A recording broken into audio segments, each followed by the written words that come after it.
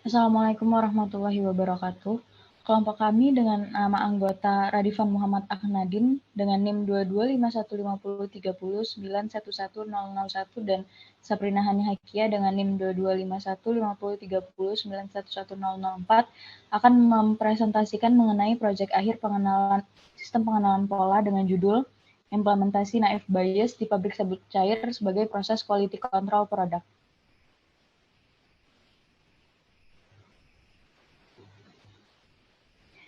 Oke, selanjutnya saya akan menjelaskan mengenai latar belakang dari pengambilan judul ini.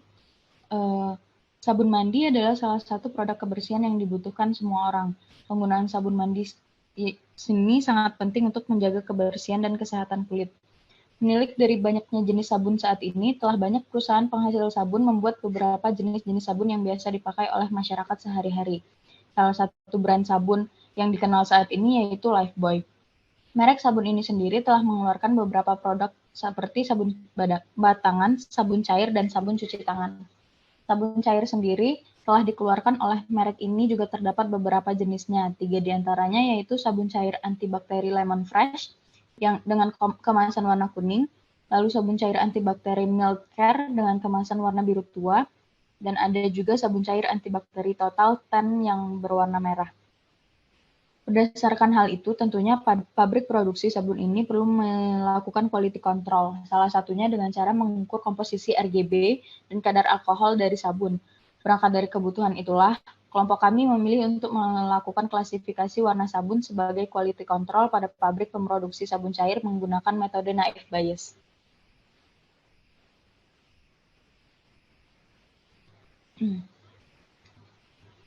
Pada penelitian ini selanjutnya adalah melakukan pemilihan kelas. Nah, penelitian ini sendiri akan fokus pada pengklasifikasian warna sabun menggunakan 3 jenis sabun cair dengan warna kemasan merah, kuning, dan biru yang telah dijelaskan sebelumnya. Warna-warna ini juga mempresentasikan kelas-kelas yang tersedia, yaitu merah, kuning, dan biru. Lalu untuk parameter yang digunakan adalah warna dan kadar alkohol pada masing-masing sabun. Hal ini dikarenakan untuk melakukan uji quality control ini, warna sabun dan kadar alkohollah yang menjadi faktor yang paling terlihat sehingga dapat dengan mudah melakukan pengklasifikasian. Untuk fitur-fitur yang digunakan sendiri terdapat 5 fitur, yaitu red, green, blue, clear, dan MQ3. Berikut merupakan produk sabun yang kami gunakan dengan sabun kemasan merah yang isinya berwarna pink, sabun kemasan kuning yang isinya berwarna pink, dan sabun kemasan biru yang isinya berwarna putih.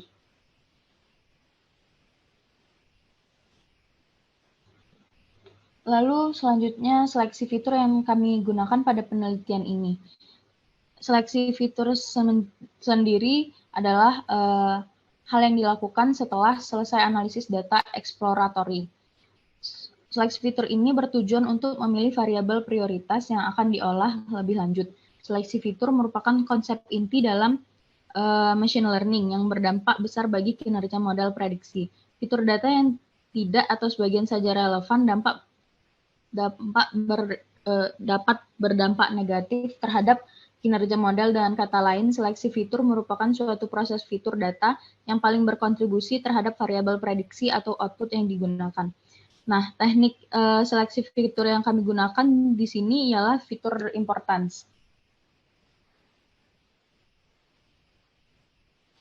Penjelasan dari feature importance sendiri, yaitu pada FI merupakan kelas inbuilt yang dilengkapi dengan tree-based classifier, di mana pada teknik seleksi fitur ini kita akan menggunakan extra tree classifier untuk mengetahui fitur mana yang memiliki kepentingan sangat besar, di mana FI akan memberikan skor untuk setiap fitur data, yang mana semakin tinggi skor, maka semakin relevan fitur tersebut terhadap variabel output.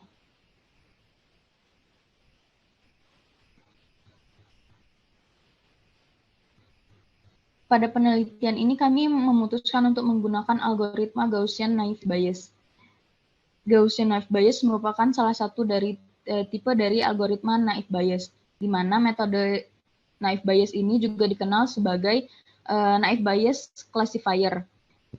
Metode ini menerapkan teknik supervised klasifikasi objek di masa depan dengan menetapkan label kelas ke instance atau catatan menggunakan probabilitas bersyarat. Probabilitas bersyarat adalah ukuran peluang suatu peristiwa yang terjadi berdasarkan peristiwa lain yang telah atau dengan asumsi praduga pernyataan atau terbukti akan terjadi. Lalu, Gaussian naive Bayes sendiri merupakan algoritma yang digunakan apabila prediktor tidak diskrit namun memiliki nilai kontinu. Prediktor tersebut diasumsikan sebagai sampel dari distribusi Gaussian. Nah, berikut kami cantumkan sekalian rumus dari Gaussian naive Bayes itu sendiri. Oke, selanjutnya ini adalah tampilan dari sensor yang kami pakai. Kami memakai ESP32 yang akan menjadi input dari dan output dari sistem dan dua sensor yaitu sensor TCS 34725 sebagai sensor warna dan sensor MQ3 sebagai sensor pembaca kadar alkohol untuk datanya sendiri. Berikut ada blok diagram dari sistem ini. Dari blok diagram tersebut juga dapat terlihat pada sistem ini akan memiliki 3 bagian utama yaitu input, proses, dan output. Di bagian input terdapat sabun cair yang digunakan sebagai data primer. Sabun cair diambil datanya menggunakan sensor warna TCS 34725 dan sensor alkohol MQ3. Setelah itu, proses menggunakan metode klasifikasi Gaussian naive Bayes. Hasil klasifikasi itu juga akhirnya akan diekstrak untuk mendapatkan probabilitas tertinggi. Selanjutnya adalah penjelasan mengenai demo dari scikit-learn-nya yang akan dijelaskan oleh teman saya, Radivan. Ya, terima kasih Sabrina sudah menjelaskan. Selanjutnya kita lanjutkan ke demo di Jupyter Notebook. Jadi pada program ini, kami membagi program menjadi 5 bagian. Jadi yang pertama kita lakukan import library yang kita gunakan di project ini. Terus kita import dataset dari file Excel. Selanjutnya kita lakukan exploratory data analysis. Jadi di sini kita bisa melihat bahwa setiap kelas memiliki komponen RGB masing-masing. Ini untuk komponen RGB dari kelas merah, ini komponen RGB dari kelas kuning, dan di mana terdapat outlier. Dan outlier ini harus dihilangkan dari dataset untuk mendapatkan hasil klasifikasi yang baik. Ini komponen RGB dari biru, dan ini kadar alkohol dari masing-masing kelas. Dan dapat dilihat bahwa kelas kuning memiliki kadar alkohol paling tinggi, selanjutnya kelas biru, dan yang terendah kelas merah. Terus kita hilangkan outlier tersebut, lalu kita proyeksikan data tersebut ke 3D dimension yang sudah dibersihkan ini ya. Selanjutnya dilakukan fitur importance, seperti yang sudah dijelaskan oleh Sabrina sebelumnya.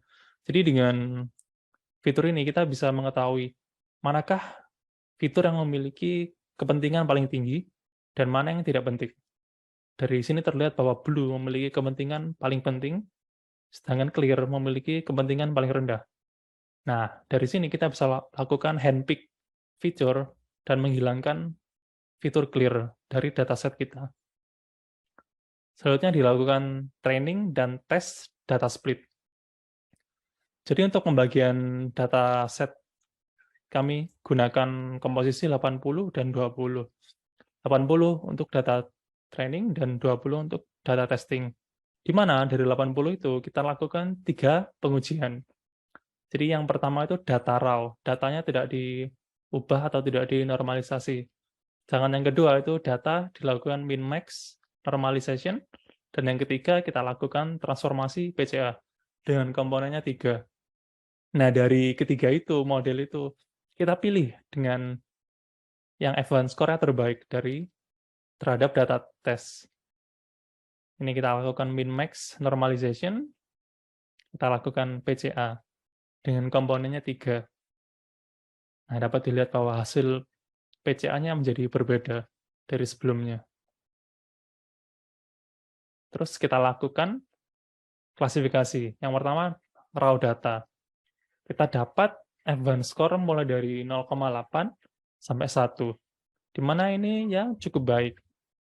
lumayan lah. Sedangkan untuk yang kedua itu menggunakan data yang dinormalisasi.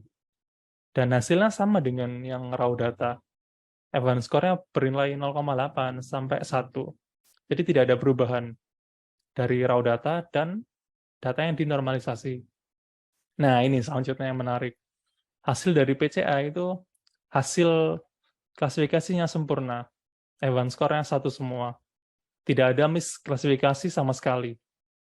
Jadi, berdasarkan 3 pengujian tersebut, kita menggunakan data yang sudah di PCA dengan komponen PCA-nya 3. Nah, sebelum kita deploy dengan ESP32, kita lakukan pengujian di sabun campuran. Jadi ini kita campur sabun kuning dan sabun merah. Kalau kita masukkan ke file Excel, berikut datanya. Nah, ini yang penting dari program kami. Ini di sini ada predik proba. Di mana predik proba ini akan menampilkan probabilitas dari semua kelas. Dari predik proba ini kita ekstraksi, kita ambil probabilitas yang paling tinggi. Nah, di sini contohnya kita ambil bahwa probabilitasnya 0,76 dan kelasnya terdeteksi kuning. Nah, sehingga produk tidak memenuhi standar. Nah, ini jadi dari mana kita mendapat probabilitas 95%? Jadi kita melakukan pengujian terhadap data tes di mana data tes itu tidak pernah mendapatkan probabilitas kurang dari 95%. Sehingga kita menganggap bahwa produk yang bagus itu memiliki probabilitas 95% ke atas. Jadi yang terakhir kita lakukan deployment. Jadi di sini kita gunakan ESP32 untuk membaca sensor dari sensor warna dan sensor alkohol. Lalu data tersebut akan dikirim ke laptop dengan serial communication. Jadi di sini prediksinya itu dilakukan oleh laptop ya, bukan dilakukan oleh ESP32. Kita lakukan demo. Jadi kita dapatkan datanya satu-satu ya. Oh ya, untuk data yang kita coba satu, kita coba sabun yang warna merah dulu ya. Ini, kita masukkan ke alat.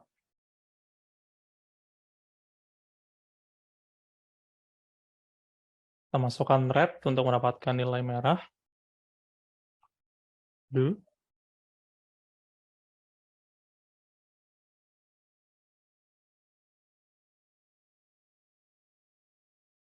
Masukkan red, green, and blue. Terus MQ3. Kita cek datanya dengan show data. Sudah sesuai, kita lakukan prediksi dengan perintah predict. Nah, ini kan pakai sabun cair yang merah. Jadi outputnya probabilitasnya 0,99 dan kelasnya kelas merah. Selanjutnya kita clear data. Jadi selanjutnya kita tes dengan pengujian sabun yang udah dicampur. Ini campuran antara merah dan kuning. Kita coba.